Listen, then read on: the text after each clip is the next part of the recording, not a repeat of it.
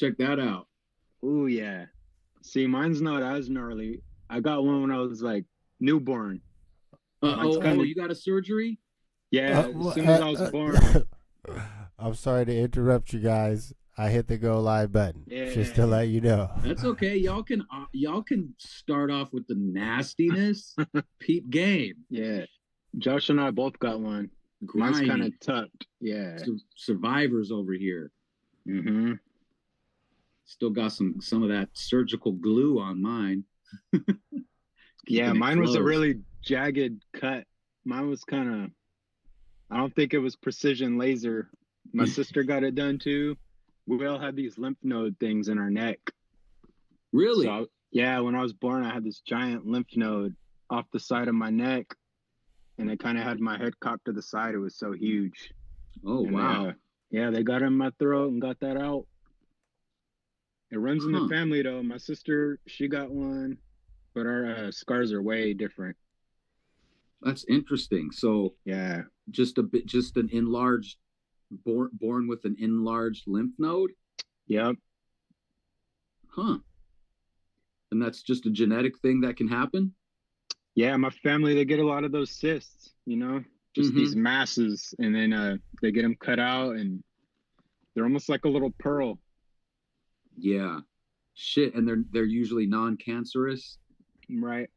Well, that's good. That's the most. They can obstruct things, though. Definitely. Yes, I feel you. Like you're saying, like your whole airway can get obstructed and can alter your breathing and all that. Mm-hmm. Wow, starting off on the ills. Yeah, illnesses. The ills. I found y'all's a fourth business card for sick ill. How was y'all's fourth? Now, I just laid low. I took this whole week and took it easy. So I just sat in my living room and listened to the neighbors get buck wild. And, you know what I'm saying? Watched my animals skitter around the house. I didn't do a damn thing. I'm cleaning. I'm clearing up, clearing house, cleaning up, clearing house. These fireworks, man, they're getting more new age every year. Like the stuff that we were trying to design back then, now they just make it for you. Like now they got the Roman candle shotgun, where it's like 6 Roman candles taped together with the butt stock, so you could hold it like the shotty now, and it's like 120 shots. I was like, yo, this is what we was trying to do back then. Yeah. I mean, eventually they had to just do it. Yeah, they had a Gatling gun firework. Mm-hmm. Yeah, it's crazy out there now. We didn't go too crazy, but we had enough to give the kids some memories. Yeah. Yeah, I've seen some funny videos of people in certain cities getting down with the Roman candle drive-by game. Yeah, my son, it was his first year lighting one because he's usually so scary of that stuff. But yeah, he made his rites of passage this year out of like mortars and all that.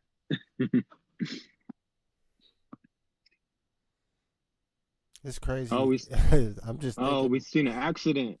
We seen one of those mortars, you know how it's in the tube.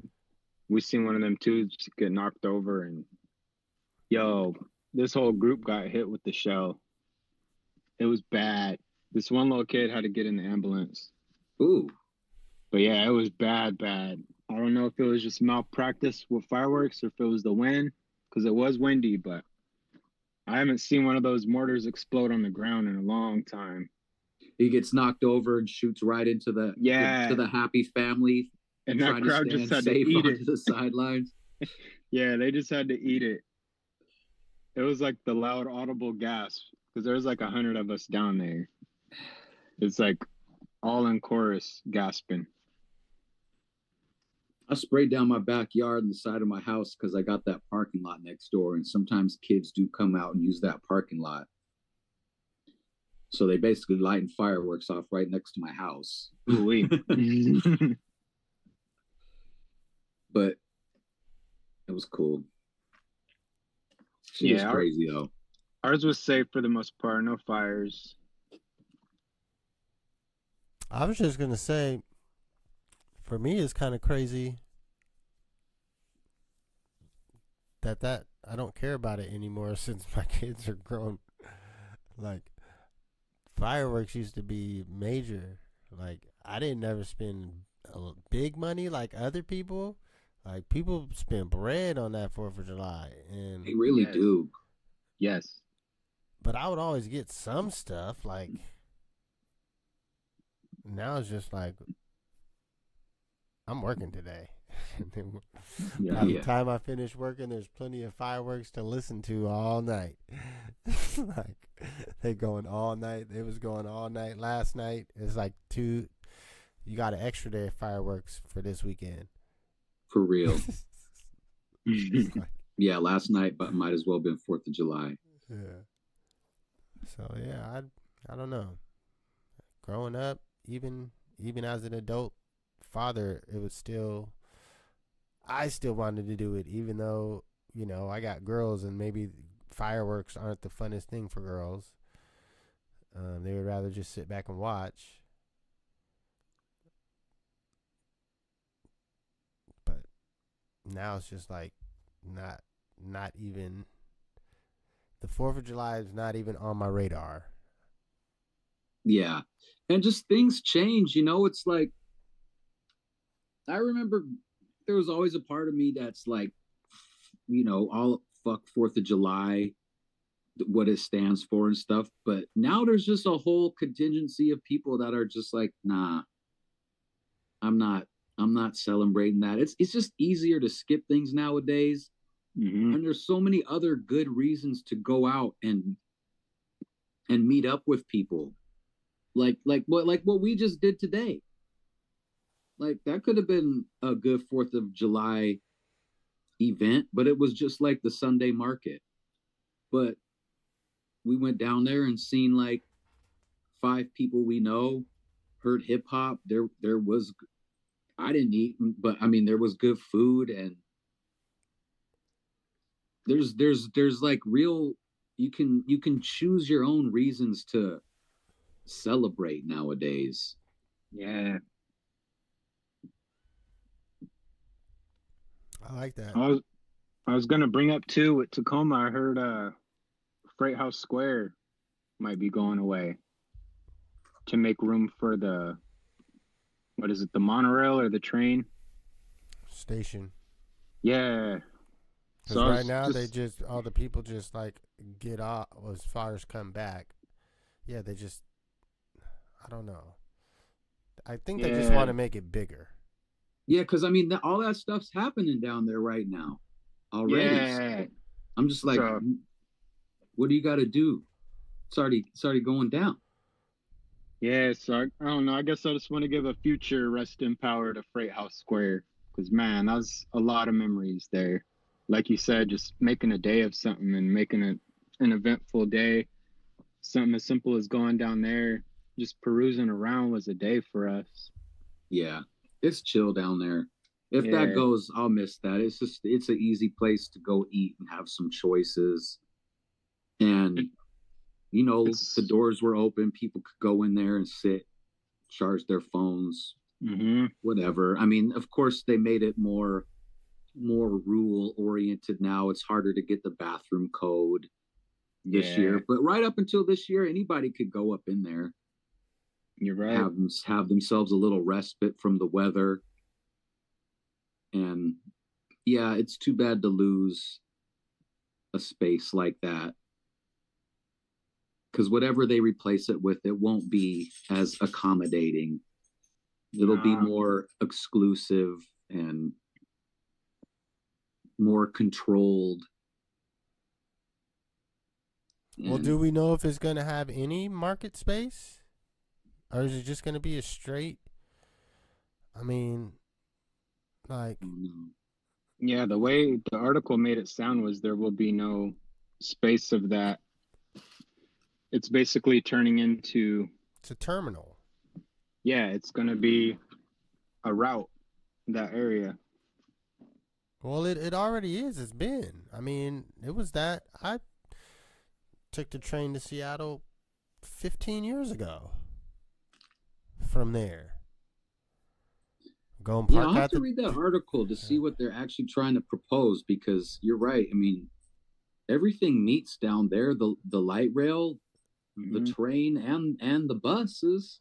Yeah, so it's They're got to they're be something that they're trying to build for a reason. Like what?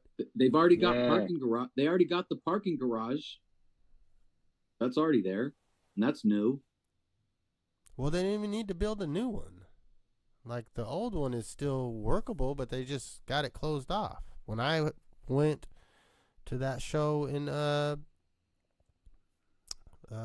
not Bellingham, Everett.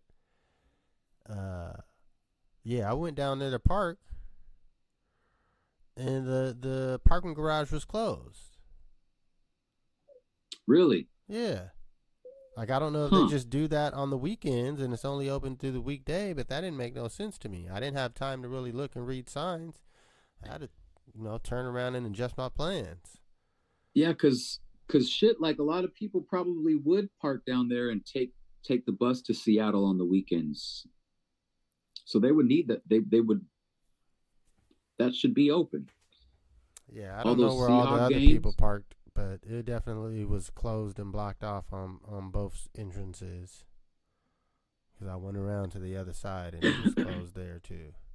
Elizabeth on more Tacoma politics, that Elizabeth Pauley finally retired, the punk ass city manager that didn't fire the cops that killed Manny and gave him promotions and keep getting them paid and gave them bonuses.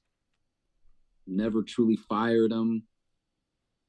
But So didn't she come up under someone? She was like the assistant to the city manager before her, yeah, or I one, or forget his. maybe not even directly before her, but No, it was she was she like in came with someone's assistant in before. the '90s. She came with, is it TC something? T.C. Carson? No, that's an actor. TC Broadno Oh, or something. Broadnax. TC Broadnax. Broadnax. She came with him from San Antonio. She was his assistant, and then he stayed for a year or two and bounced, and she took over. They That just kept quick? her He on. only stayed for a couple years? Yeah, maybe. I mean, don't quote me on two, but Okay. she stayed way longer than him.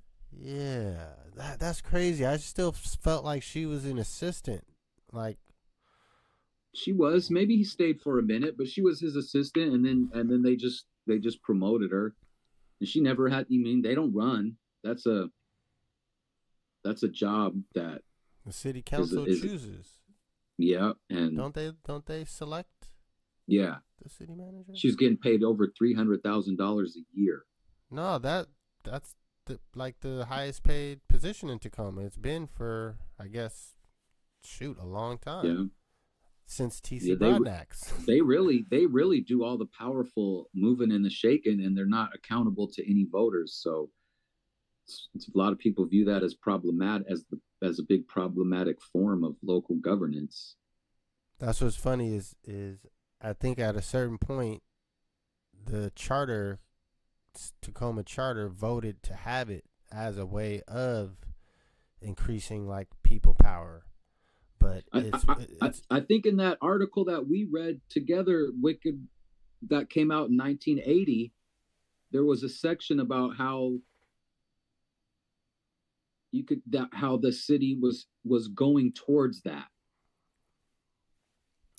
So I it think wasn't always like that. there's a city manager. Yeah, nah, city manager dates back cuz I can think, man, I'm thinking of this in the late 60s, the Mother's Day events. I'm pretty sure there's a city manager at that time. Look, I can just look real quick. While I'm looking on that,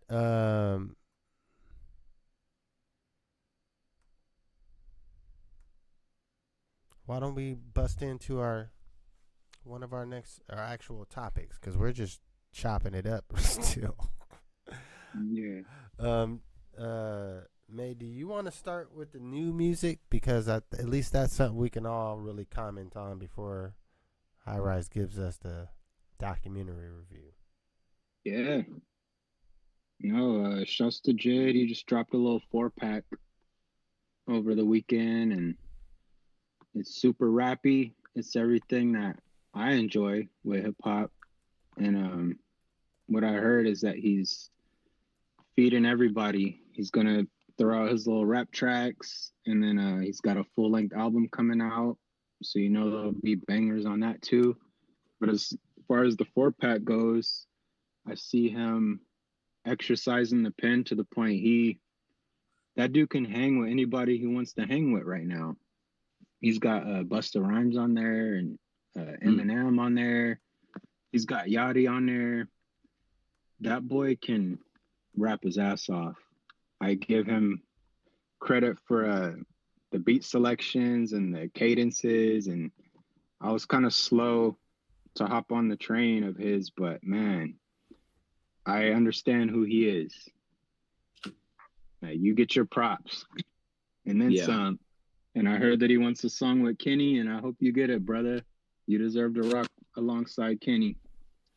Like I've heard you rock over 2 songs with Eminem, and you're right there with him. And I know how competitive of an MC Eminem is, and it takes a lot to hold your own on his song. Like, he's not gonna hold back.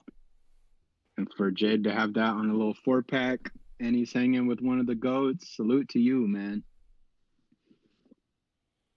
There's a Rick Ross song that came out, produced by Pharrell. That one's, I mean, to me, it sounds like an old throwaway Pharrell beat. I don't know if Ross is just throwing it out there because he knows Pharrell's going to be hot when this Clip album drops. Nah, I can speak on it. What's your ideas? So first, let me go back to the Jid and M, because people know that I M's one of my top MCs in my book, and on top of that, I don't listen to new music. so for that to come to my radar is a good look just for him as an artist, to get an old hard-headed, even though I love hip-hop, I love rap music, I'm not it's very hard to get me introduced to new stuff and to like it. A lot of new stuff just doesn't fit my criteria. And honestly, that type of song doesn't. Like, I don't like the really fast rap type things, but I listen to it. And you gotta, and I had to listen, more than once, because I do want to understand what they're saying. And it wasn't fast to the point where it's Bone Thugs and Harmony or not. Exactly. Who else is rap super fast where you can't really even, it's like, it wasn't that. It was very pronunciated. But it's lyrical fitness is what I think of. He's lyrically fit. Yeah, and I appreciated it, and I can say I appreciated it. That definitely lets me know that he has rap technical abilities, But I also like people that can make a song, even if it's one of the videos he threw out. It's actually, the song is put up against his old football footage. So he was a football player too in school. So once I seen that video, I'm like, now I get you. You're an athlete. So I don't know, it's hard to explain, but I see him doing what he did on that field in the booth. Like, I don't think he's one of those artists that punches in. I think he goes in there and he has the lungs and the breath and the fitness to bust it out. Just like how anybody that we respect, that's how they do that. There's no punching in. It's one take. It goes back from the days when you're on tape, and we didn't have time to stop the tape. go back, stop the tape, splice it. You just really had to nail your take. And that's what he reminds me of, is the old technique of perfecting your verse before you get there. That way it don't take you 11 times to do it. I think he could do any of those off the top of his head flawless. Where a lot of artists, they kind of need help. They need a hype man, and they need a breath. Yo, like them is a lot of bars, man. Like, yeah, they got to turn your mic up and let you be able to really mumble that shit into the mic. Because to say that with volume, like, I don't know. And Chino was like that. Chino XL. Just, he spent so much time in the gym that when he was going in that booth, he was literally working out in the booth. And you could feel him exhausting himself. Like, that's when you're really rapping till you sweat or putting in work. It's not a leisurely thing. Like, they're really in there busting it. And those are my favorite rappers. Busting it, but I mean, yeah, where you lay it all out. Chino, that's a good example. The second part to your question, though, was about Rick Ross, which, here's a juxtaposition. I never liked Rick Ross. He's like Jim Jones. Like, to me, I never liked him. They might have had, like, songs that were catchy that everyone knew. That, I mean, you had to know certain songs, or at least the hook. But they just were never, I never liked them as their character. I don't know how to put it. So maybe it makes me biased, and the way the music makes me feel. The way the music makes me feel like I'm looking at them. Like, it doesn't make me feel any more different than just looking at them and how they talk without music being played. Their character, they're just not a likable person to me. So I'm the same way, man. I heard some Rick Ross bars I didn't agree with back in the day, and I haven't really listened to any of his albums after that. But the new beat is not a Pharrell throwaway. This is Pharrell in Paris with his Louis Vuitton gig. I don't know what his position is and what he's doing there, but he's got some big position at Louis Vuitton. And this is the new sound. Yeah, this is for real. He's carved out some sort of the Louis sound. Well, he's got himself set up enough with the Louis Vuitton gig to now he carved out space and time to actually get back to music in a real meaningful way. So everyone's flying out there to get some beats from him. And this is from Nori on Jink Champs. He said, "Yep, Busta Rhymes. Everyone's talking about this is going to be the best Busta Rhymes." Busta Rhymes, I think he said Busta Rhymes said this Rick Ross song is going to be his best song ever of his career, based on it being the new Pharrell sound. And Nori was like, I'm not even really in the rap game, but I know when Pharrell get in his change mode bag to go out there and fucking try to snatch me up a beat. And he said he's seen, all of them there. Like, there's a bunch of people. Everyone got the fucking bat signal. Like, yo, I got the studio back up and popping over here in Paris, but you got to come see me. I ain't emailing you shit. If you don't come through, you don't get even an opportunity to get none of these beats. Okay. And you hear and that's a good promotion for, like you said, the clips. Like, that's even better promotion for them. Because everyone's like, oh, shit. ASAP Rocky dropped a single. Everybody's been anticipating his album for, man, it's been pushed back so many times. He's not having the best of rollouts, but he dropped a single and it didn't chart on Billboard. So I don't know if that's a matter of people are falling off or growing tired of waiting, or if he just didn't pick a good single. But a lot of people are waiting for ASAP, especially after, that court case. Uh-huh. Like we thought we were going to lose him for a while, and then once he won, pregnant again. Yeah, so everybody's like, we'll probably never get another Rihanna album, but The world's hungry for either or. They want new Rihanna or they want new ASAP. And Taylor Swift last year, that ASAP single, that was still one of my favorite songs. To this day, I still play that one. Taylor Swift. The video's insane. Shot it in Ukraine. So yeah. I still like ASAP. He still fills a certain void for me that I like. Yeah, I still like Ferg and 12E, and I still listen to them when they drop. I like how much they're one of the few people that still have fun with the rap. So they remind me to still keep it fun too. Like you could talk your talk, but you could have fun doing it. And I like how they just always been upbeat. That whole crew. Yeah. And I like that they're a crew and they're homies,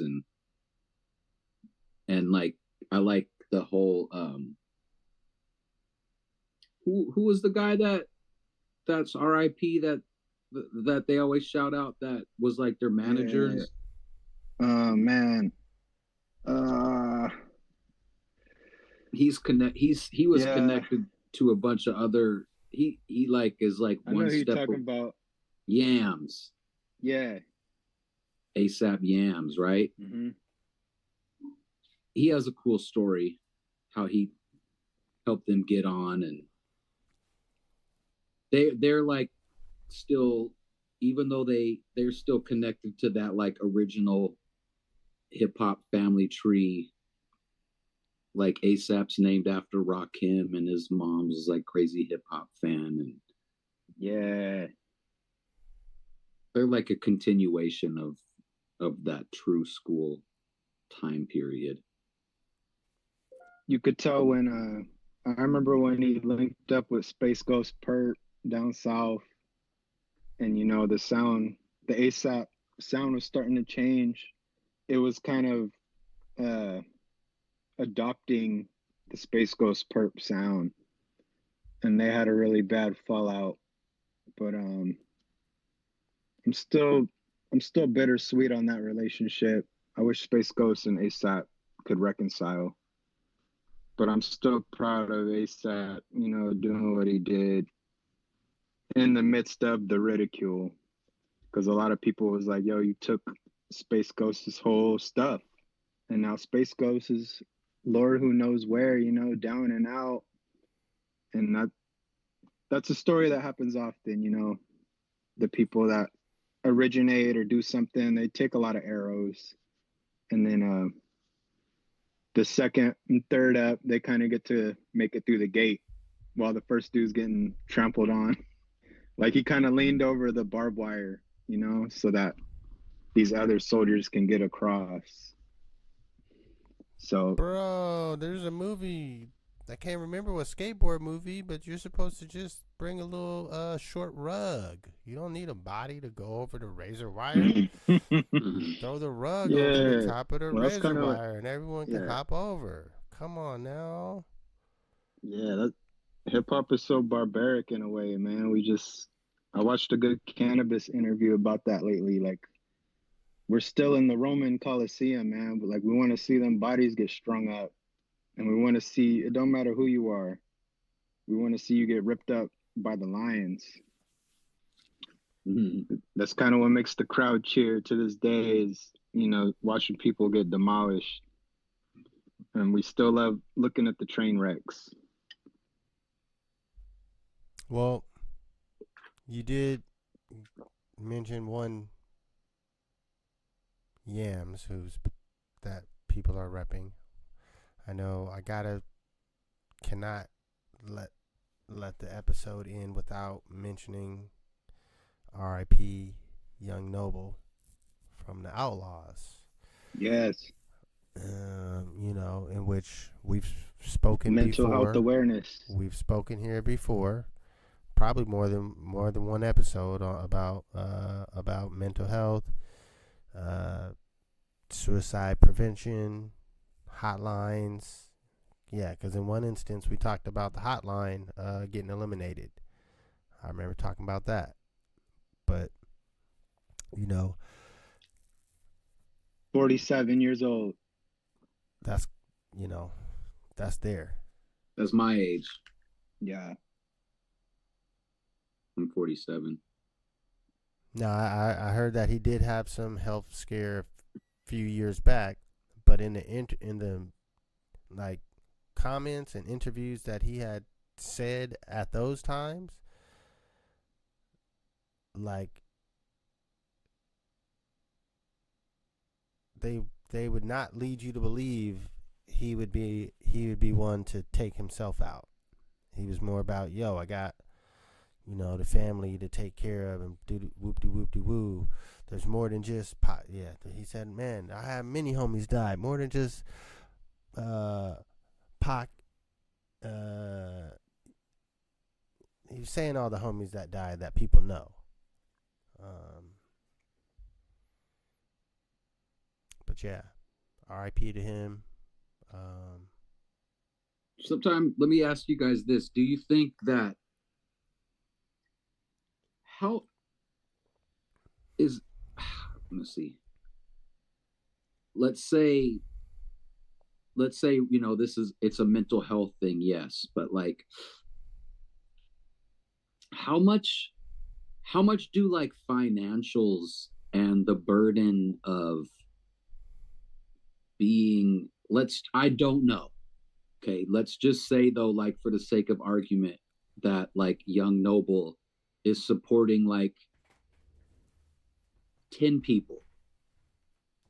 You know, let's say he's got like a nuclear family of like 6 or 4 or 5, plus he's supporting like grandma, grandpa, auntie, like a large amount of people. And then that money is like harder to come by every single year for somebody like him. He can drop an album, but it doesn't necessarily mean he's breaking in streaming money or tour money. You know, he's young Noble. Like, does like the fear of not being able to make your bills and your payments out, to me, that pressure and the mental health stuff, that line is blurred to where it can become one. You're right. You know, there's countless stories of, you know, the Wall Street guys where stocks drop and they're jumping out the skyscraper window. Yeah, there's that cortisol. But they lost other people money too, not just their own. Yeah, right. but yeah, like, just that surge of cortisol that hits the brain. That's stress gives cancer. So we never downplay the power of stress. It can manifest as ailments in the body. You can die from a broken heart, you know what I mean? You could die from being stressed out. So I think you're exactly right. Those things are totally related because they affect the systems very similarly. The way that you wear it. Because you know, he obviously like was a man of like pride, not in a bad way, but I mean, he's a rapper, and you hear him in his interviews, he holds himself up with esteem and his movement and his music. And yeah, he didn't have a low self-image from what we can gather. And so it's just like, in my mind, I can see someone like him not wanting to not be able to take care of his people and see the repercussions of that. Listen, what I have to say about the whole thing is from personal experience, I would say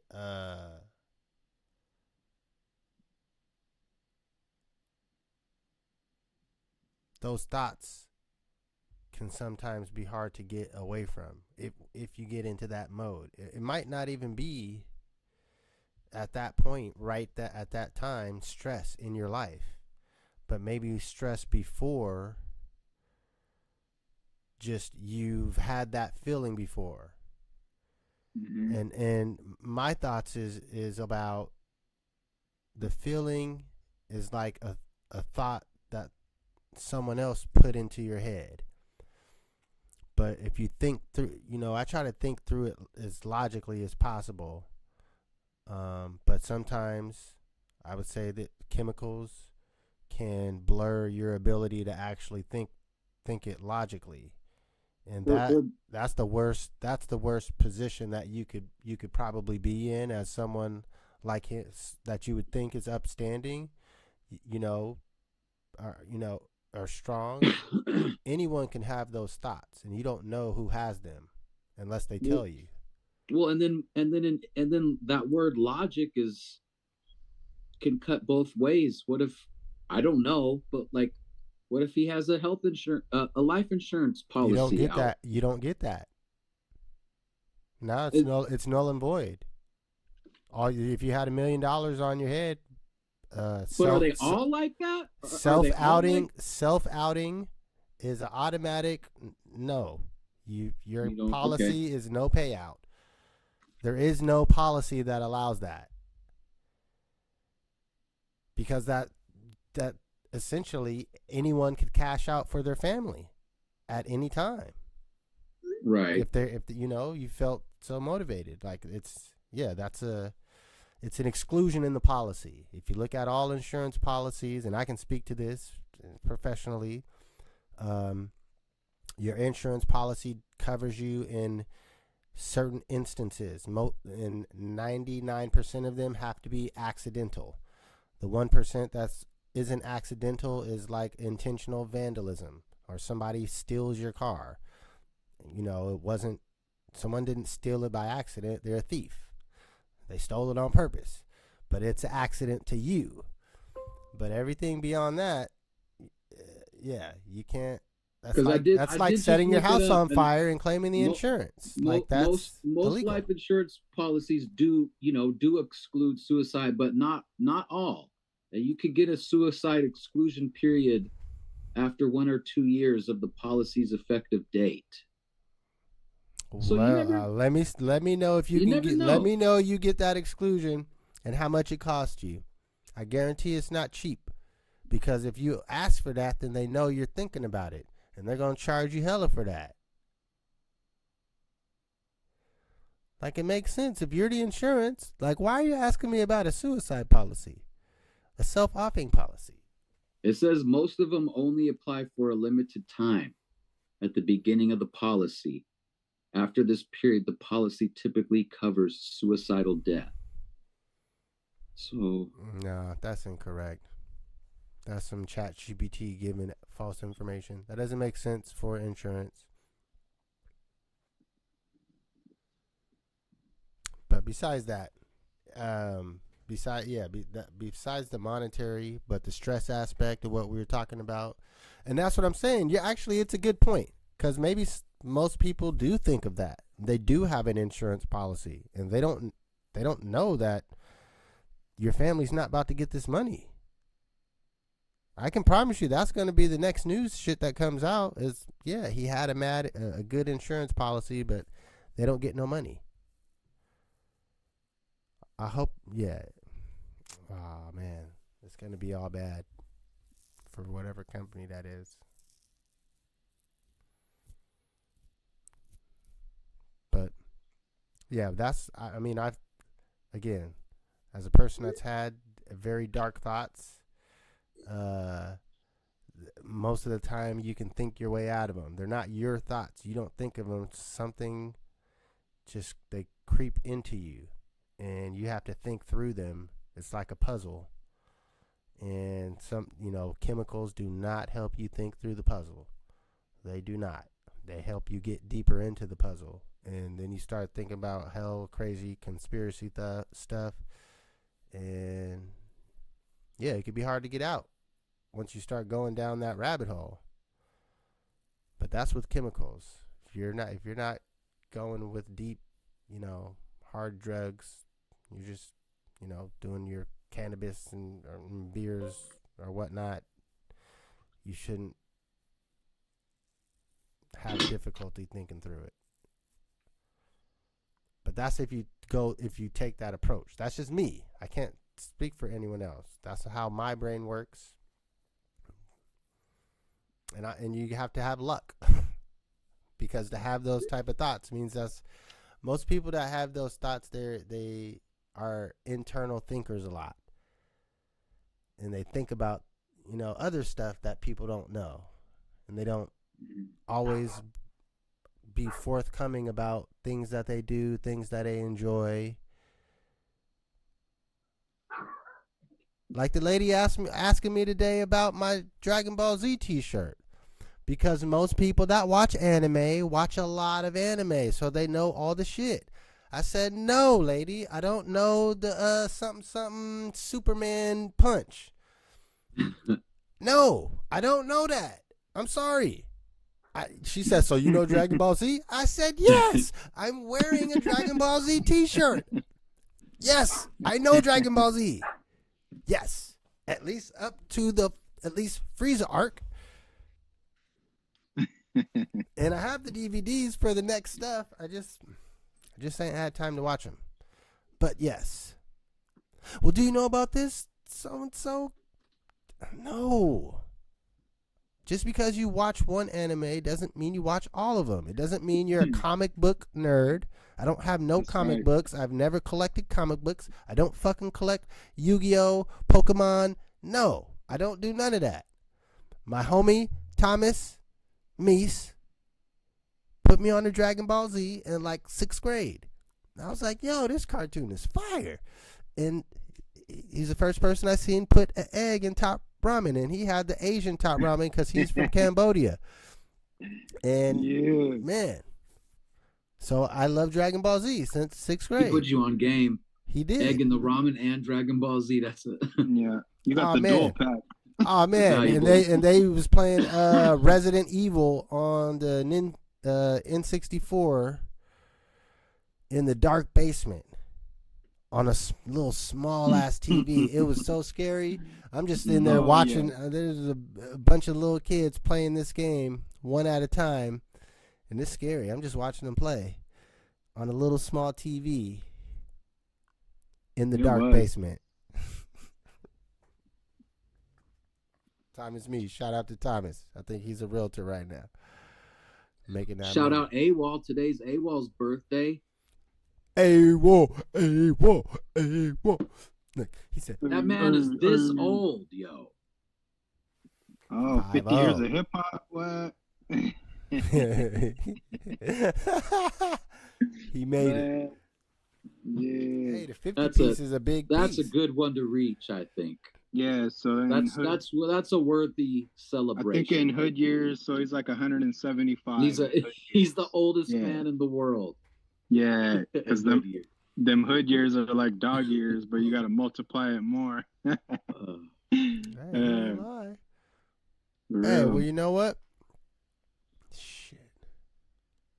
You got some for the music selection. Try to find some AWOL. Look, I could tell that just hit you right there. You were like, "Let me try to find some AWOL really quick to play." Because we're already past the point where we should be in a halftime break, but our conversation was just flowing so smoothly. Then when you said that, I'm like, "Oh, you know what? That's a good idea. Let me go."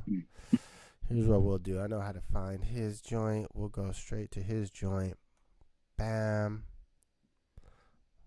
The Apocalypse Now. Let me see.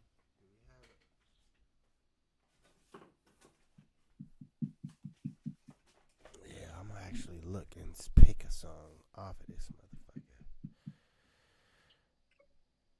Oh, we're going to go with number 9. The end of the world. All right. There we go.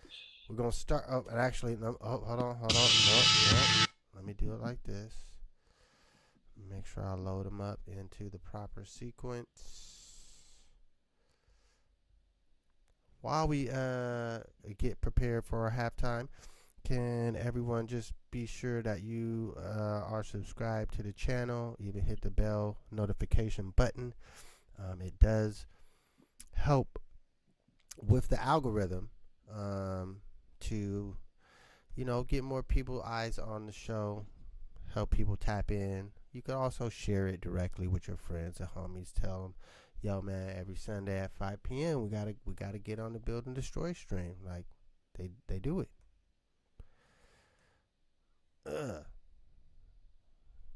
Then we go up here. You guys, help me stall. I need some bust a Bismarck key beatbox. Hey, Jim Jones, man, I see you trying to backpedal, but not. Keep doing your thing, man. Do what you got to do to get them Jim clicks. Jones trying hard. He learned Nas has real fans. Yeah, do what you do to get them clicks over everything. I think I figured out what you're doing, man. COE, clicks over everything. Yeah, he's on it like that. I see what it is now, Jimmy. It was kind of like a heat check. Like, oh shit, Jim Jones, I've been hot for a minute. Maybe I could get at someone like Nas. Let me just shoot this 50-footer real quick. Maybe it'll go in. And then it clangs off, and you're like, yeah, I'm not that guy. Yeah. I'm not making 20 in a row. I can make 10 in a row, but yeah. We all have our limits. I watched this little joint with Angie Martinez, so it was good to see him kind of, I don't know, admit what we were saying the whole time. Like, you kind of just delusional talking, just trying to wake some people up. He's still hungry for it. That's cool too. Yeah. Somebody his age still feels like they got something to prove. Like, that's cool. But yeah, even NBA has all kind of leagues, and they're all nice. And I get where he's coming from. Like, I mean, I don't agree with him, but just in his mind, like, Jim Jones has become a better rapper over the years. So at some point, he's got to take it to a good rapper and see what happens. Yes. This is all still ridiculous to me. Like, Jim Jones, like, what are we? What is the world talking about? Coming at Nas is ridiculous. I forgot that was a thing though. The rage bait. I forgot that's actually a technique. So I forgot people are out here. They can say anything. I seen a lady the other day saying, "Don't drink distilled water because it'll unalive you if you drink distilled." And everybody's in the comments, and I'm like, wait, she said this to get the comments. Like, she wants people arguing over water. True. Like, she knows better. She knows. But you could say that right now. You could just say what you want. Hey, well, I ain't arguing with those folks. If you really fuck with Jim Jones and think he's better than Nas, hey, have fun. We don't have anything to talk about because you're not serious. Here's halftime music. We'll be back. This one is 10 minutes and how many? 26 seconds. 10 minutes, 26 seconds. 10 minutes. This is the intro to Outlawz song, but I'm wicked, I ain't even on it. I'm just coming with bars off the topper, song proper. What's the proper dropper on the top of your noggin? That's for caught up. Bo King, Woodbine, hail topper. In the belly of the beast, I'm playing drums on his rib cage. Tribal music, we dance around while guns blaze. Revolution won't be televised, I'm telling guys, read between the lines, see the truth in the lies. Government wanna conquer and divide. Right or wrong, force you to pick a side. Y'all turning up, they shooting us down. Y'all stay sleeping, they creeping around. Videotape show hate, taste, pepper spray.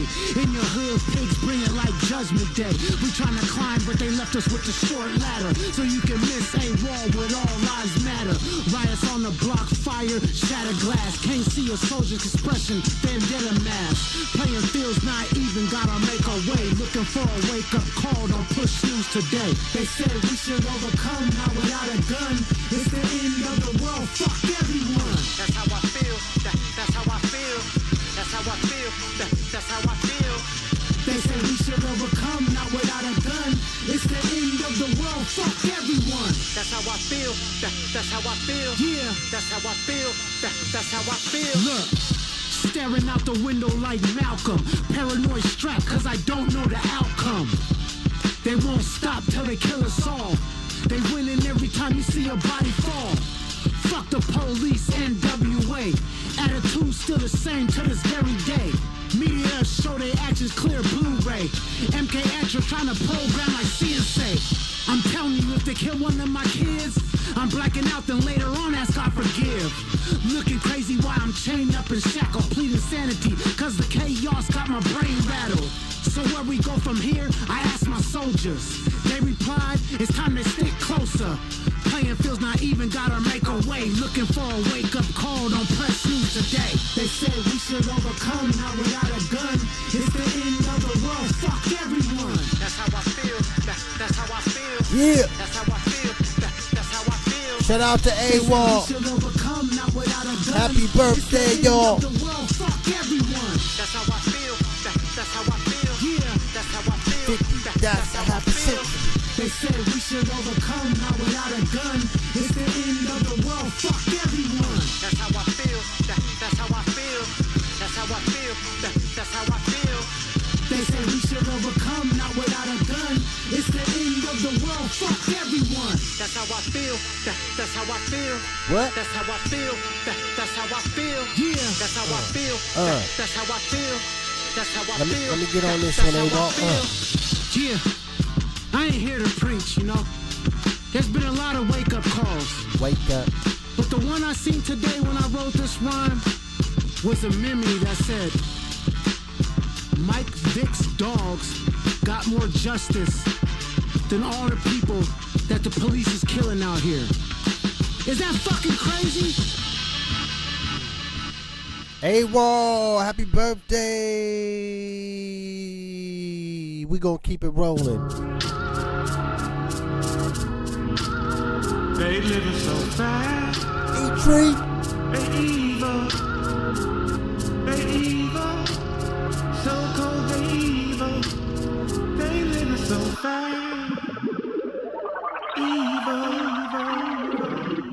Inviting lightning inside your mind's hella exciting. Can't say the tricycle ideas never enlightening. Personally, I don't fuck with the shit though. To me, it's cake icing that tastes like fried my shit. Adapt to the environment, make your own ice pick. Cause it's a cold globe, prepare for the slightest change in climate. Surviving the science, alkaline diet produce the right hybrid. Calculate the buyback from Tiani and ISIS. Calcified pineal glands get reignited. About to get 5 plants cracking, we on thin ice shit. To make an impact, you have to be strong, united, but have to work in class, coincided with the pirates of industry. The American dream has been bittersweet for black folks for more than multiple centuries. This is how you end the streak.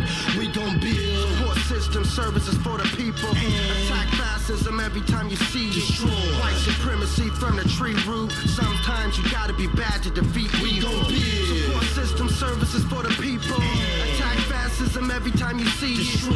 White supremacy from the tree root. Sometimes you gotta be bad to defeat evil. So fast, treating us unequal. We should put them on trial. So cold they evil. Now sometimes they gotta go bad to defeat the evil. So cold they evil. So cold they evil. They evil. Look, I read the Willie Lynch letter, then wiped my ass with the pages. Like a wild horse, the plan was to tame us, frame us, rape us, lock us up in cages. Try to call us evil, but this is how you made us. Still can't fade us. We influenced everything. Went from letting freedom ring, the songs that your kids sing. Yeah, black is beautiful and nothing less. Dear America, clean up your fucking mess. But we blessed surviving everything they put us through. Still on top with a perfect bird's eye view. Try to be secretive, but we know how they live. Racist motherfuckers and the crooked politicians. Hate cause we great, try to stop us too late. Worm on your hook, I never take your bait. Listen, BAD, my crew's hardcore. AWOL trying to serve it like the spook who sat by the door. Hit a lick, take this left, show you I'm far from alright. Gym teacher used to say, but pull your pants and walk right. First of all, you should never call me boy. You look, I didn't pull out a toaster that resembled a toy. Eat nuts and almond joy. I was never a mama's boy, cause we ain't talked in a minute. The booth feel like home, the only spot where I can chop it up with no limits. Kept it all inner, now I'm writing verses all winter, vying to be a winner. Previously a loser, drug abuser, systematic schematics. I scrub off with vinegar and ginger. I refuse to be used and exploited so powerful sociopaths can purge for more power and play the populace for fools cause they evil. They so cold, they evil. Motherfuckers is evil. Support system services for the people. Attack fascism every time you see it. White supremacy from the tree root. Sometimes you gotta be bad to defeat evil.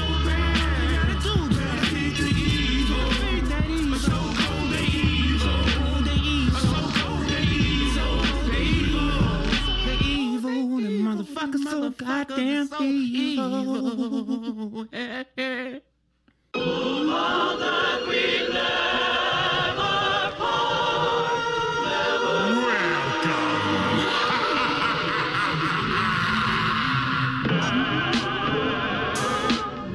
Hennessy and exotics, cannabis, you feel me? Sponsored, build and destroy, we make noise. All praises due we to God. We made it through cause we beat the odds. All praises due we to God. All praises due we to God. All praises due we to God. We made it through cause we beat the odds. All praises due we to God. We made it through cause we beat the odds. And if that ain't the truth, then I have a bridge to sell you. The booth is the proverbial shrink couch. The esoteric think tank is what the briefing's about. I'm as deep as the frequencies that the speakers vouch. In the event that the brainstorm receives the drought, regulate your hormones before you leave the house. I'm landing the upper echelon region clout. Respectable crafts, a reason heathens doubt. My testicles dragged to the street Enrica style, but I never drop the ball in moments needed now. The mechanical mind is guilty of diaspora. Walk afflicted with peace or reviving violent order. I'm sure fire with vibes is filled with silent aura. Mental shrine restorer, different than you kinda sorta. I don't deal with confinement, I'm still inclining via psilocybin. I still to deal with something real and vibrant. We made it through cause we beat the odds. All praises due we to God. All praises due we to God. We made it through cause we beat the odds. We made it through cause we beat the odds. Hey, we made it through cause we beat the odds. Hey, all praises due we to God. All praises due we to God. My mind at ease cause I move with the cheese. Sitting with my belly full, them people ain't pleased. They gazed when they placed me in the maze. Mad cause I came out the rat race unfazed. They want me dazed and confused, weak and abused, making up excuses why I always lose. Dad wasn't here, so this is my fear. I'm a failure like him, pass it all through all these years. Nah, here's the thing, I'm a king, you ain't stopping. Keep it moving, A-wall, get it popping. Gatekeeper, jaw dropping, I'm never flopping. You damn right, this nigga outsmart them. All praises due, cause we made it through. As the saying goes, mama ain't raised no fool to show what I'm made of. I'm anxious, flexing on the ages in the matrix. They hate this. All praises due we to God. We made it through cause we beat the odds. All praises due we to God. All praises due we to God. All praises due we to God. We made it through cause we beat the odds. All praises due we to God. We made it through cause we beat the odds. We made it through cause we beat the odds. All praises due we to God. All praises due we to God. We made it through cause we beat the odds. Ooh, ISIS ending it off for us on the hook. That's how we like it. Famulations, we keep it all together. Stop the share to bring everybody back in. Yeah. Ah, that halftime break went by quick.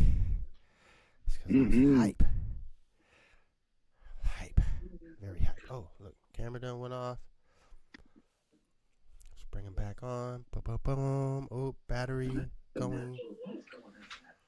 Might have to switch to the webcam. I'm not going to plug in that plug-in one again. I'm going to buy a new battery. And we're going to go battery out from here on out. Not using that. I think that plug-in is what messed my stuff up. So, yeah. That was before the China tariffs. When everything was still cheap.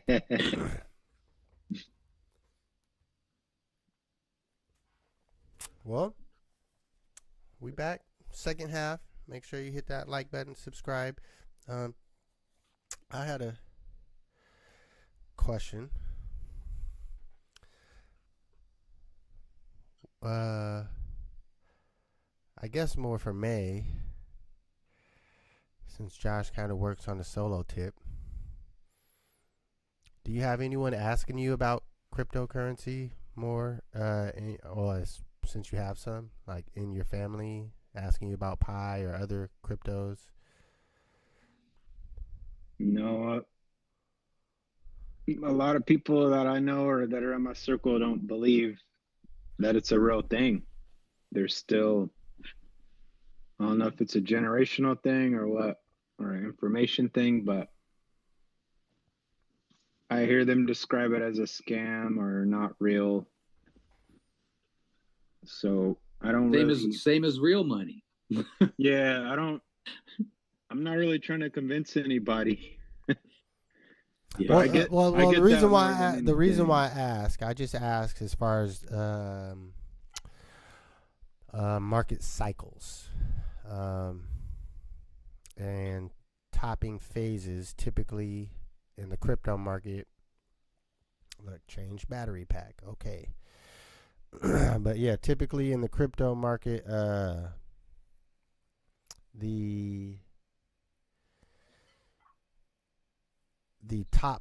of the top signals is when people start asking anyone they know that is actually into crypto, asking them questions or trying to give them advice, like on new stuff. Hey, you should get into this coin. Like, man, what are you talking about? You like last Thanksgiving, you were totally against crypto. Now you're trying to give me advice. I wish people would come around that I know and love, but I guess I'm the black sheep of my family in that way. I'm usually presenting something that the family hasn't adopted, and I find myself trying to convince them. It feels like when you're a born again Christian and you're trying to get people to go to church. Like I've tried to bring them CMOS, health stuff or crypto, and I don't really get greeted with optimism. I get shot down. And it's like, well, you could do that, but I don't trust that. I'm not doing that. And that medicine you're taking looks like snake oil, so I'm good. I get out of that. So it's kind of hard. It's harder to convince. So I don't really convince. I just kind of wait until I find my tribe out there that they know. Like I seen a dude up the street at the grocery store, and he was reading a book while he was waiting to check me out. And I asked what the book was, and he said, "Oh, it's all about crypto and this and that." And I asked if he had heard of Pi or other ones, and he hadn't heard of that particular one, but he said, "Yeah, I'm very involved." And he said, "I've been trying to get, my other half into it." And he's convinced, he's like, it's the future, and I'm reading on it. I'm keeping sharp. And yeah, anything man, come back and let me know. That was just a cashier at a store. So they are out there, but I'm realizing they're not always going to be, your closest ones. Yeah. That's something that I follow on kind of closely. So there are certain people talking about market top, and I just figured I'd ask you because But my grandpa was like that, right? Like my dad's dad, he had web TV when it came out, and he kept telling everybody, he's like, I'm surfing the net. He said, I'm on www dot blah blah blah, and all of us were like, Grandpa, what are you talking about? And that was the weirdest thing, the senior in our family tree was actually the first to welcome the internet with open arms. And he taught me how to surf the web. And that was back when there wasn't a lot of websites on there. That's Mr. Coley? No, that's my dad's dad. That's Walter Roberts. So I noticed there's not really a lot of those in the family tree. And obviously he's passed on now, but I feel like I carry his energy, the way that he embraced new things and helped. I feel like he didn't want to get left behind, so he kept current, and I feel like I'm that. I feel like I resemble him in that way because I do try to keep current. But a lot of my family is very old school, and they don't. I know people that don't even trust mobile banking. You know, that they're like, I don't want to deposit my check through the phone. That's a scam. So I deal with that a lot. Shit, I'm on the borderline.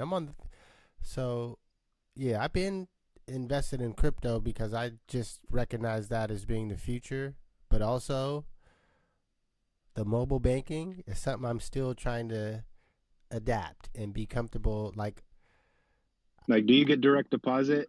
For my I do. Yeah, for my income. Yeah. But I had a couple checks recently. I get checks from different places every so often, and I had one. In fact, one was from a crypto settlement because I had my money in BlockFi and they went bankrupt. So they took, I'm getting 10 cents on the dollar back of the whatever money I had in there.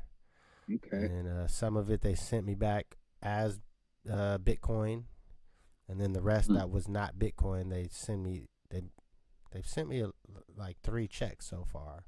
Like a class action thing? No, it's just bankruptcy. Okay. Just recouping. Yeah. But now there's people at my job like that, man, where of course the accountants are all pressing us to all get on direct deposit because it streamlines it. But we have those couple scragglers that are like, no, I just want my paper check. I'm not doing that mobile, that digital, no. But there's also people that don't have bank accounts. That's the thing, is the blockchain is going to take out the banks. For people that don't have bank accounts already, this is a way that they can receive payment from their employer or something without having to set up direct deposit or take a physical check, which you have to cash somewhere, and they're going to charge you mad fees to cash it. Whereas if you just get your funds straight blockchain, deposit my shit straight to my virtual wallet. Mm-hmm. I don't even need the bank. It's just straight. It's my wallet. It's deposited to your wallet, not your bank account. Your wallet. Yeah. So it's like imagine that. Yeah, that's gonna take over, and it's gonna. There are people. If you go to the cashier at the Emerald Queen, there's people cashing their paychecks up there. Yeah, I see it. I see that out here too. Yeah. With not a lot of fees. Just walking up in there, they know they're probably going to recoup their fees. That's what I was about to say. Why are you if you're cashing your check at the EQC, you probably don't even need ID. They just know who you are. There's a line of people doing it anytime you walk in there. Well, look, that's a gauge, or that could be a signal, a way to gauge the economy. On the first of the month, what's the maximum amount of people that are in line at Emerald Queen trying to cash their check? And what part of the day is the peak? You can be on there. Crypto feels to me like hip hop.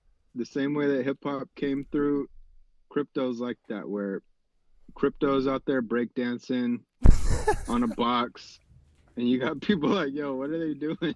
Why are you wearing that? Looks goofy. What are you doing? And then, fast forward years later, it's like, oh, there's money in this. Oh, and now I'm late to the party. And, the people that got in early, they kind of reap the benefits as far as the executives are concerned. The Rick Rubins and the Lyra Cohens and stuff, like those guys seen it immediately for what it was. Listen, this is a great analogy. Like hip hop is Bitcoin, man. Like that's a great analogy. Yeah, a lot of these people invested on things that nobody else seen, and now these are some of the richest people. Well, besides that, it was there were people actually against it to say hip hop is Yeah. not real music because they're Yes. sampling. Breakdancing isn't real, you know, b-boy. It's actually called b-boying. They called it breakdancing. That's a media term, but Yeah. breaking wasn't considered real dancing.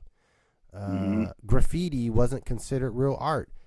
DJing, you know, scratching and mixing, you know, when you can keep one 4-measure bar or 8-measure bar going for 2 hours, that wasn't considered, you know, musical innovation, but it was. Mm-hmm.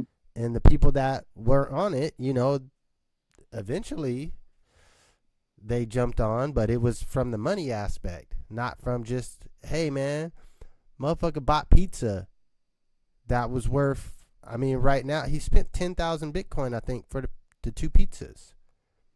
10,000 Bitcoin? That's 10,000 times 100,000. That's in the billions of dollars. Yeah. So at the time, in the early stages, it wasn't about the money. It was about, you know, getting in on the new age technology of direct transfer of funds from peer-to-peer cash system. No double dipping on it's called rehypothecation. When you put in $100 in the bank, they can loan out all your $100 plus more. Like they don't even need money to loan out. They can loan out infinite money. So yeah, Hip hop is crypto, man. As far as the energy that it carries, and how you got people that are instantly on and hooked, and then you got those naysayers that are kind of, they don't think it's real until they see it's real in front of their face. Hey, if we're gonna use this hip hop crypto analogy or Bitcoin specifically, I'm gonna go ahead and call us in the we're in the African Bambaataa stage.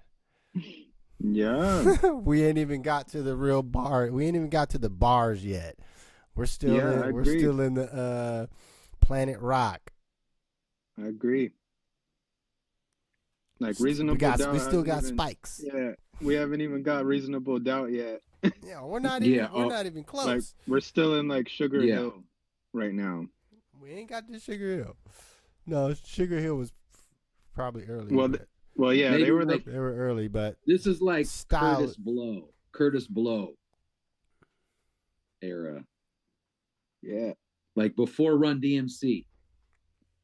Oh yeah, well before that. But that's what's right now is all the companies and people trying to compete to get to being that big first artist. Because even the big first artists didn't make a lot of money. They was just big. Yeah. Because the record deals were wide. Once McDonald's accepts it, you know, then it's real. Once Walmart, Coca-Cola, once these giant institutions, same with hip hop. Like once they put it on the radio, now it's got this weird kind of corporate stamp approval where the followers of the world will be like, okay, now they said it's a go. But that's that top 40, you know. Before it gets to the top 40, it's got to go through the ranks of the underground stations, and then the college radio stations, and then the mainstream stations, but the DJ that gets the midnight set on Friday or Saturday night. You know, it's got to go through those rankings before it's like, okay, your shit is really hitting. Let's go ahead and put it on. Let's go ahead and put it on at the morning show or during the 5 o'clock traffic jam. Every radio station has a 5 o'clock traffic jam for people that's driving home that listens to the radio. You know, you guys made it. At this point, hip hop, you deserve to go in the 5 o'clock traffic jam. And then at a certain point, you become the 5 o'clock traffic jam. Exactly. So like all the altcoins, those are like the underground rappers where it's like, yo, you heard a Hyro, you heard a Freestyle Fellowship. Like those are all the smaller coins that still got clout in the game, but they're not Bitcoin. They're not Like I know Tupac, but I don't know Freestyle Fellowship. That's what it feels like when you're trying to put people onto these different coins. Hyro got a coin. Yeah, see. I don't know what it's doing as far as the tokenomics and what it means economically, but they were early on it, right? It depends on if they if they have utility. Like at this point, the capabilities that you are really is your imagination and how you want to flip it. Like that goes along with their brand, man, all the way. They were the first crew that was really getting off merch like that, where they was touring and other crews were like, yo, we need to do merch, because Hyro was cleaning up just on the merch. And being going independent too. Yeah, that was their early ideas, and they've always been blazing trails. Hey, I know that I didn't have this, but as you brought it up, the merch and the independence, Tech Nine's been getting shine. He been having some on the big, well-deserved big podcast. Like, have you guys seen that? Yeah, he was absolutely. on Big Boy. He was on the Breakfast Club. I think was it the Breakfast Club? It was one of the bigger. He's been on some bigger shows. Like he's been getting definite shine. Did you hear what he said about his shows? He said, every show I have, the crowd is getting younger. You know how amazing that is to continue to make new fans I think he's 50 years old now too. Without even marketing. Yeah, he said I can't to them in any way. just doing independent music marketing. But that is marketing to them. Because it's subversive. You're not doing the mainstream channels where your 40-year-old fucking uncle is watching this channel. He's just I brought him up because he's just now got some Breakfast Club or Big Boy interviews. He's doing underground, real grind, coming to your actual college radio when he comes to your town. So if you're 20 years old and you're in college in that town, you hear him on the radio. You can go and see him at the radio station because your homie works there. And he's like, yo, Tech Nine's coming through. Who's Tech Nine? And then you go and you're like, oh, shit, this is crazy. We got free backstage tickets to the show. This man is the underground independent GOAT. I don't care. He's decades strong. He built his own empire. He's probably the #1 independent selling artist of any genre. He has to be. He has to be. Any be. genre. Well, if you're giving him props, you got to give Trav props. Which Trav? Who? The Strange Music CEO. Oh, okay. Yeah, sure. I didn't even know, but yeah. Yeah, Come on, you got to check out the Brother Lynch Strange Music release. I remember when Tech Nine was on Death Row before Strange Music. Mm-hmm. Damn, I didn't even know that. Yeah. I love how he pretty much said, I can't retire because my fans are getting younger. And that makes sense. Yeah. Oh, I'm sorry to interrupt you, but you said Death Row. People choose.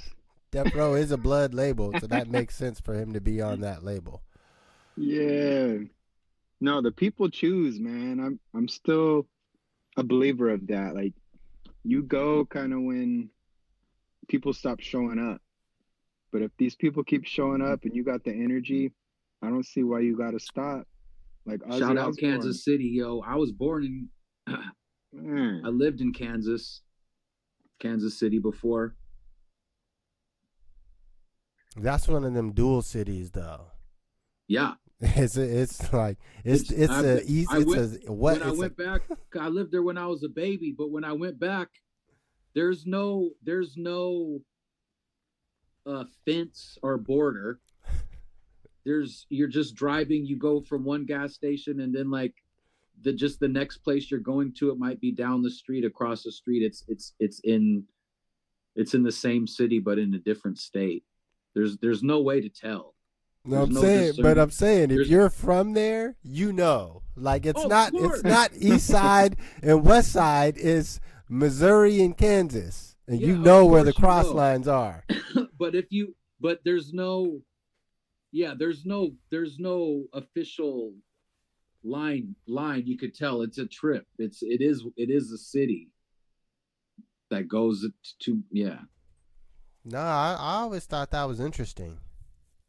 It was, because you can't tell other than it. You got to know. Well, I'm saying I'm sure there's history behind it. That'd be something, be interesting to look in if I wasn't, True. How would that happen? occupied with, local Yeah, how does history. that happen? Look, this gives a good reason to try to buck bust out a good amount of the local history, so we can kind of do an expansion project. And, I just want to give a shout out to Tech. Personally, I think Tech 9, he's been out here so many times. We opened up for him so many times, and I watched him so many times out here, Tacoma and Seattle, but he taught me to live inside out, right? So when he creates his art, he actually digs in deep and he kind of spills his guts on the track.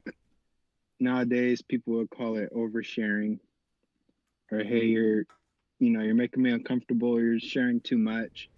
I learned that from him, to kind of let it all bleed out and share the vulnerable pieces of my life. So anything that I've been through, the most personal things, I've actually put it on wax. And it was because listening to Tech 9, where I heard him say things that I felt like maybe should have stayed in his family or in his house, but I understood what he was doing, and he was kind of bleeding for the art.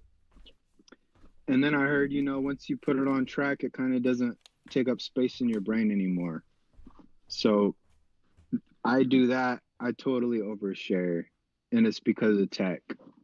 And I just want to thank him for that, because I feel like a lot of these things, if I didn't get them out there on wax, it would have took up a lot of bandwidth in my brain, and I might not be as free and kind of loose with my art as I am. I think I would have been bogged down by life's issues, but Tech taught me to kind of leave it all out there. It was like a purge. So shouts to my Scorpio. Scorpios are good for that. Yo, let me just say I appreciate you guys for being AWOL as well. Like, extra experienced in being on undercards for dope shows, and you My first talked show about was a Tech before show, man. Sublime, Tech 9, like opening for crazy acts and having the. We opened up for Tech, yo, and he didn't like the stage. He said the stage is too small for my crew, and he left. Like, we met him, we took pictures in front of his tour bus. He came and left. So there was a really big, angry crowd that showed up for Tech and was mad that he left because he said this venue is not adequate. Was that Studio 7? I want to say so. Back in the day. Sounds like some Studio 7. Yeah, it was almost a false advertising thing, because he got there and he was like, what is this? Like, I can't. So talk about pressure, man. We had to calm down an angry crowd. And we actually did our thing. But I love Tech.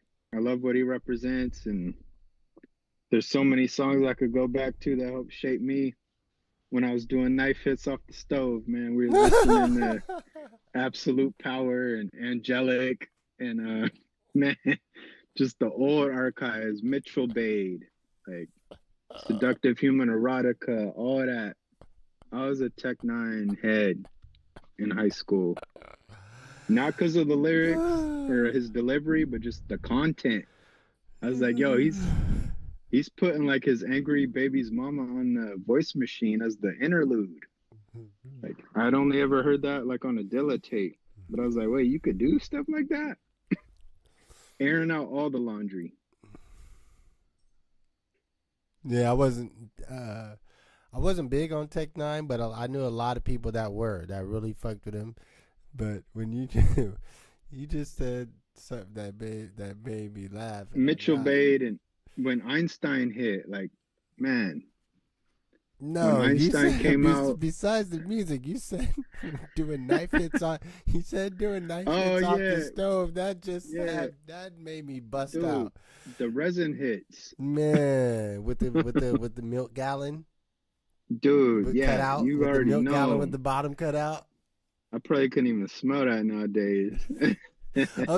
All I thought about was when you said that was, goddamn, what houses were those types of things happening in? Because those houses, there's no way to eliminate that smell.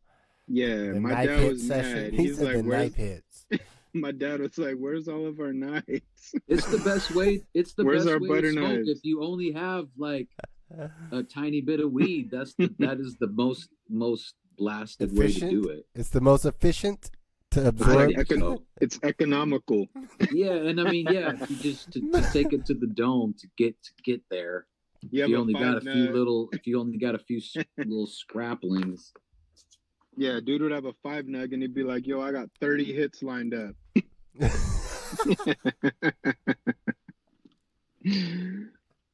35 nug hits. Oh man. I like how Tech Nine's fans are, how just the sort of like have-nots and the outcasts and the sort of hip-hop outsiders and adjacent people.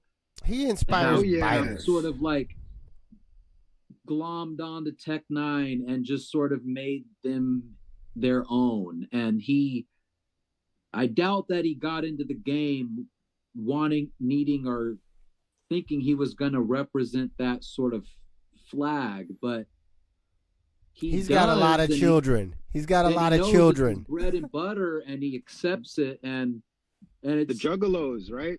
Yeah, the Juggalos. Definitely Juggalo and Juggalo adjacent for sure. I don't think technically they're the same, but I was gonna say crossover. I was gonna say I don't think the Juggalo. I think they might be kind of in the same actual time zone as far as when they start to. They're like the Juggalos wasn't copying off of him, or ICP wasn't. No, Tech Nine. They were just in. But Tech got thrown on their tours a lot. He got thrown on their tour by they piggybacked off each other's fans. It's a symbiosis to where you're feeding off each other. The same as Redman and Method Man was feeding off of the punk rock crowd and doing the Lollapalooza remix. But I like how like people that are really into Tech Nine, how they have like a family, and it's an instant like, oh, you're down with that, I'm down with that. They got some like commonality, like it's a safe space kind of. If it wasn't for like early Tech, I wouldn't have felt comfortable painting my face. You know, for Gonzo, we used to do face paint, masks. I would have never done anything like that if it wasn't for somebody like Tech.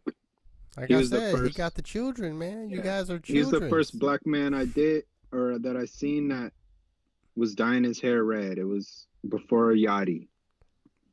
It was before a lot of these guys. Like, he was doing that punk rockish stuff, and I'm still punk rock. So when I seen that, I was like, okay, now I can paint up. Like, I feel like there's more of me out there. Look, man, like I said, to me, I agree 1,000% with your initial assertment of his degree as an independent artist, being that top dog. I mean, there's really difficult to try to argue and say someone's above him, because other folks, they may have kind of been independent minded, so to speak, but have oftentimes had a more major backing. Like, he's literally been independent and running the underground on his own circuit. It's not even a Chitlin circuit. It's the Strange circuit. Like, Yeah. He's known the algorithms before they were really popular. You know, they know how to plug in and figure out where their audience is, and really tap in and set up their tours in a way that when you arrive to the city, you have your connects for the radio. You have your connects for the actual morning news people and shit, you know. He's at a level where you can come and get on the Today Show, you know. Yeah, the Wake Up Show. The Wake Up Show freestyle. That's what threw him in the stratosphere. Yeah, that legitimized his lyrics for hip hop heads. Yes. It was like RZA, Tech, Chino. That was a monumental freestyle on the Wake Up Show. And that was kind of like kicking the door in. He still brings that up. That was one of those ones where that was his grace, putting him on there on that Wake Up Show. Mm-hmm. Okay, well, I always ask this. I'm sorry, you was about to say something, HighRize. No, I agree. No, shout out Wake Up Show. Well, I was about to ask, I always ask this when we start getting into the artists more in depth. Normally it's when we're talking about the shows, doing a show review, but the career of Tech-9 as a independent artist, I mean, for so long, what are some of the things that you might think of when we're in our somewhat middle to latter stages of career? What would be something that you will want to take from him to try to implement to help give you a boost, you know, for however long length you have left in you? Routines and costumes. So Tech is known for it's dance routines. It's dance routines, and it's everybody's wearing clothes that complement the show and the songs. So I seen him come out in like a Pope outfit. I've seen him come out as a preacher. I've seen him come out as a zombie. But whatever he does, everybody on the stage is wearing the clothes that fit with him. They're not just wearing random outfits. Everything is very deliberate, and they have their little dance routines and their steps, and they're almost like those old soul groups where they're up there stepping. They stepping together. I seen you pop in here, slid in here, and trying to slide in, and steal home base. You trying to slide in and steal home base. What up? Yo, who y'all just talking about? Tech-9. Oh, Tech-9. Yeah. Okay. Well, hey, what's up with y'all? What's up with you? Man, I'm going from one spot to another. Hey, we was talking about you earlier today. Are you performing me and tonight Josh. somewhere? Yeah. Nah, I'm going over to the Sunday Fun Day at the Palace with Mike Brown. I've seen that. That's just like a little comedy night? No, it's like a DJ and like club vibe. Okay. Yeah. As far as comedy, last night we did some shit at like a what's that shit with the G? Not the aluminum. What's that shit with the G? Not the it's got the motherfucking compass and the G. The Mason Lodge. Yeah, we did some shit at the Masonic Lodge. What? Yeah. They had comedy at the Masonic Lodge on Hilltop on 17th? No. Out on like like 130. Like 130th, I think it is. Okay. Out by the old spinning wheels. Coincidentally, it was where my dad's memorial was, so it was a trip that was a trip. Move his ass over. Kind of fuck with me a little bit, but no, basically, I did every Tuesday for comedy. If you're asking about comedy. Yeah, we're trying to come and check you out. Portland. Yeah, I got passes. So, or if you're really like on the day of, if I haven't given you a pass, just let me know before like 2:00, and I can get you on the list. so you don't got to pay or nothing. There's still a 2-item minimum, like every comedy club. No, you just gotta buy a drink and something to eat. Look, I'm trying to come this Tuesday. Next week, or like in 2 days, it will be the 1-year anniversary. So that one's gonna be pretty big. Yeah, that's perfect. And then the week after that is Bo's birthday. Well, So either they're both one. gonna be pretty big. My question is, how much burn are you going to get on either one? I want to come to where the one where you're getting burned. Got him froze up in the Matrix. How much time? I normally get like 3 to 5 minutes. Okay, so both of them will kind of be the same. Yeah. Well, yeah, either this week or next week. I'm trying to roll up for sure. Let's do next week. Okay, we can do next week and make it a big, build a destroy meetup. Yeah. So we can link up and pass it, or just hit me the day of before 2:00, and I can add you to the list. Either way, whatever you guys want to do. I got passes, so and the passes are good for any Tuesday in July. Well, look, man. I mean, I'm booking mine now. Not this Tuesday. The next one. Next Tuesday. Okay. Yeah. 15. All right. We'll remind you, but yeah, let's do it. Me and Whikid will roll down there. For sure. Yeah, definitely. It's a good show regardless. They do like a pre-funk from 7 to 8, where it's like up and coming comedian. There's a host for that, and then they do the main show, the Tuesday, from like 8 to 9, 9:15ish. And that's the one that Bo hosts. So they mix it up a little bit. They play music. It's a vibe. It's fun. Yeah, so, man. I mean, shit. We coming to check you out. Yeah. Hopefully, man.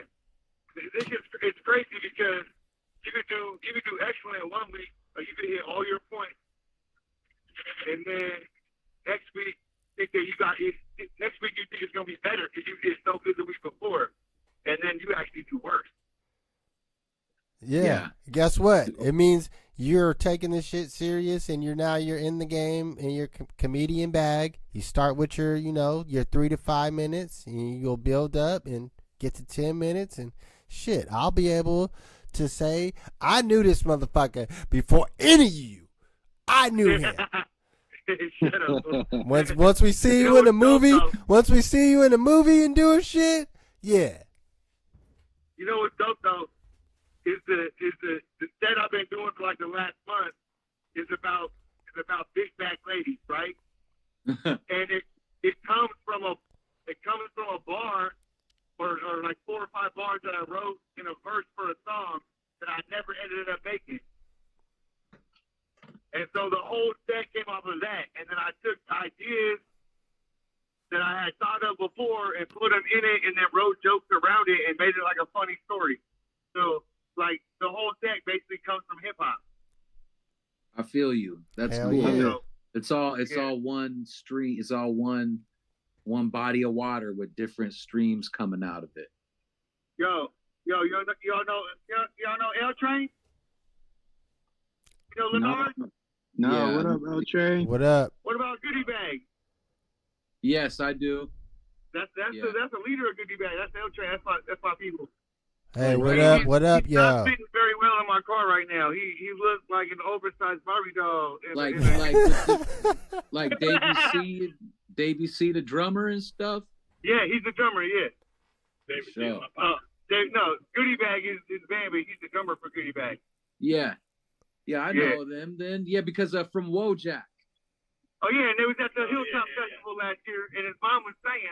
Remember? Yeah, I went to see you guys when Wojak was rocking with you guys tough for a couple of years, like 10 years ago, probably. Yeah, way back. Like the Crazed Dog days with T Love and Candid and stuff. So yeah, shout out. I'm knowing, bro. No doubt. Y'all are Shit, man, we trying to put together a live set, man. We need to figure out the right configurations for the Build and Destroy instrumentation. Yeah, I'm It's all ready. Famulation. Look, I'm ready. That's all. That's why we're not playing in the clubs, because I don't want to play covers no more. We're just doing originals. Look, man, and hey, man, I'm a Look, I'm you a can musical play your director. song. They can play anything. But here's the for thing: sure they I'm a can. musical director, so I know how to allow the artist to, it's not about just recreating the original production. It's about. But in a way it is though, because you got to have discipline to be able to do that. Hey, I want you to have some flexibility though, outside of your discipline. You can have. Yeah, I get it. But with me, they got to be disciplined first before you can create, because it's not my music. Hey, man, so you'll be a good band leader. I am a band leader. He is a band leader. So you are so you are a good band leader. I apologize. Yeah. I'm my bad. So we need your assistance. That's for sure. If these guys are serious and not burnt out, we got to have. I've flown artists into town before, and they wanted their music exactly like their music. Yeah. So some people are different. Some people give you that liberty to do you, but others want their music like they have their music, because they don't know how to perform any other way. They're looking on certain cues and all that shit. I didn't realize that was my music playing. My bad. We couldn't hear your music. We're hearing you guys talking real clearly. Okay. Your phone is fucking excellent with his microphone, for real. We can hear you. That's crazy, because the music was playing the whole time. Wu-Tang was playing it, and I thought it was y'all playing it. I did too. I thought it was y'all playing it, because I know you play music. No. Yeah, I couldn't hear it at all. Yeah, I thought it was somebody DJing or something. I thought it was you guys was DJing. Like, my man got the mic and shit. I thought that was you playing that shit.